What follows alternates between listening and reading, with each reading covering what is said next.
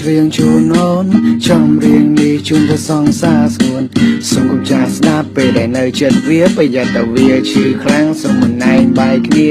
ចំរៀងមុនបងច្រៀងជូនអូនហើយចំរៀងនេះជូនទៅសងសាស្រួនសូមកុំចាស់ស្ដាប់ពេលដែលនៅចិត្តវាប្រយ័ត្នតែវាឈឺខ្លាំងសូមមិនណែងបែកគ្នាទៅសូមមិនណែងបែកគ្នាហើយសូមមិនណែងបែកគ្នាទៅសងសាវមកចាស់ណាស់បើតាមទាយប្រហែលជា30ក្រាស់មកចាស់ណាស់មិនមែននិយាយលេងទេប្រាប់គេថា53ក៏មានតែជឿដែរមើលបបេមាត់វានុងឡើងស្លេកបើមិនលើឈាមក៏ដូចជាកើតអេត